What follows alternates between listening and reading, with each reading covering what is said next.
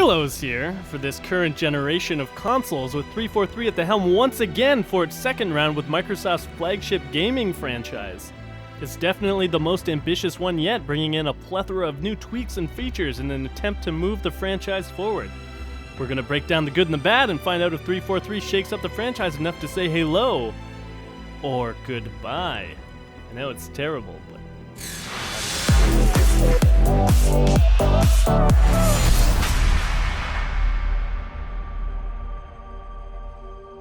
Not just another target, you know.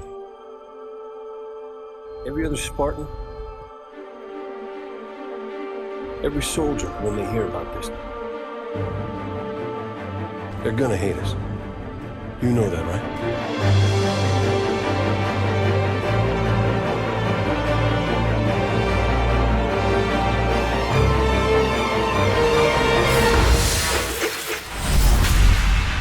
Master Chief is at it again, this time taking a group of Spartans rogue, and it's up to newcomer Jameson Locke and his crack team of new Spartans to hunt down the classics in what the commercials say is the greatest manhunt in gaming history, which you should take with a grain of salt. If you're not new to the Halo franchise, you'll know what to expect. Halo's usually a little light on the story, but it's known for doing one thing really well, and that's putting a crap ton of bullets downrange at enemies that seem to never die. Halo 5 is no different, with the new features and refined shooting mechanics. Putting a crap ton of bullets downrange at enemies that seem to never die has never felt better!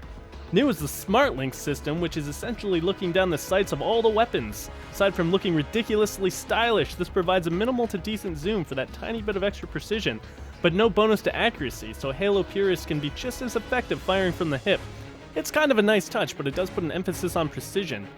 The new mobility features are also a fantastic addition, opening up new tactical options with the jetpack providing quick dodges and the satisfying flow to traversal the new mantling mechanic adds, which allows you to pull yourself up and over ledges, making that really long jump all the more manageable.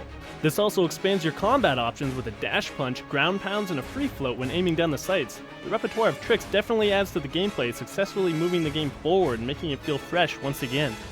Halo 5 marks the first Halo game built for this generation of console, and though the graphics aren't particularly jaw-dropping, the art direction and sound design are on point. With epic sweeping musical scores, top-notch voice acting, Nathan Fillion, interesting character designs, Nathan Fillion, and huge maps full of detail just begging to be explored. That's not to say the game doesn't flex the next-gen hardware though.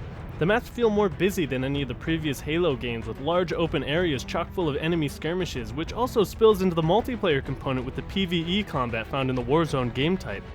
It always feels like you're in the center of a huge battle, and with that impressive scale, the game manages to run at a solid 60 frames per second.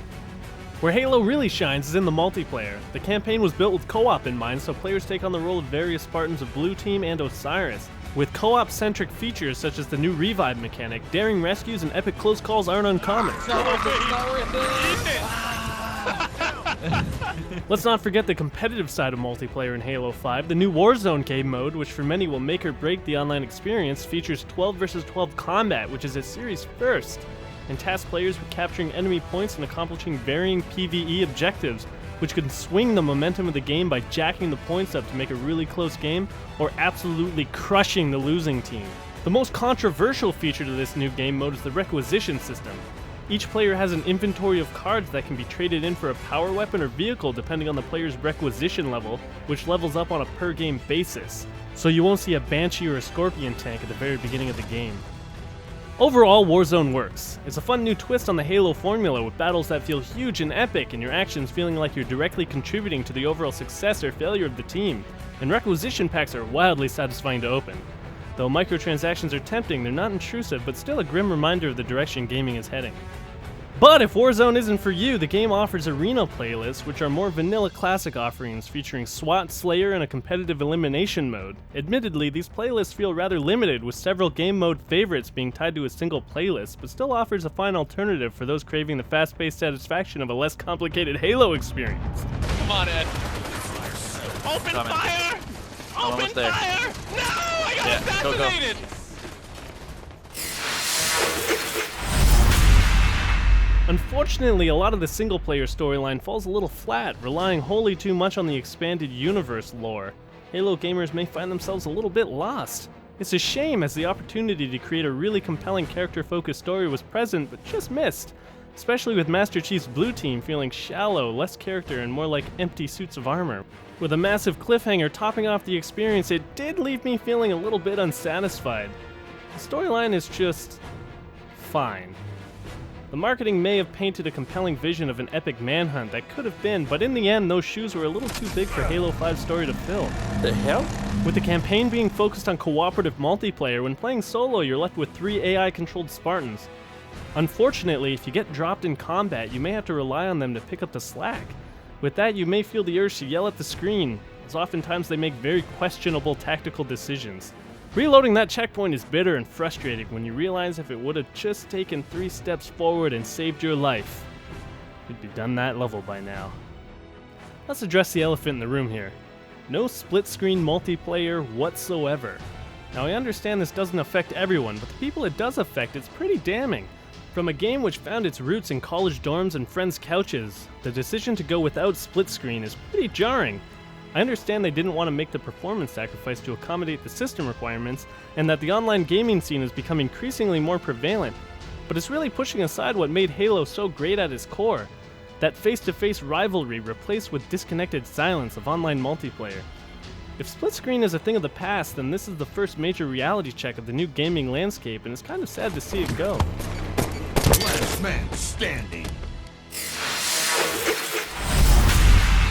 Halo 5 plays with polish and confidence and manages to preserve the feel of Halo while making strides forward. Though the story is lacking on the campaign side of things, the minute-to-minute action doesn't fail to deliver thrills.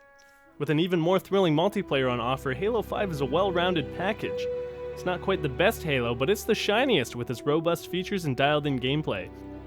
343 is doing a pretty good job with the property, and if they keep making strides forward and mind the shortcomings of this iteration, then we should all be very excited for Halo 6.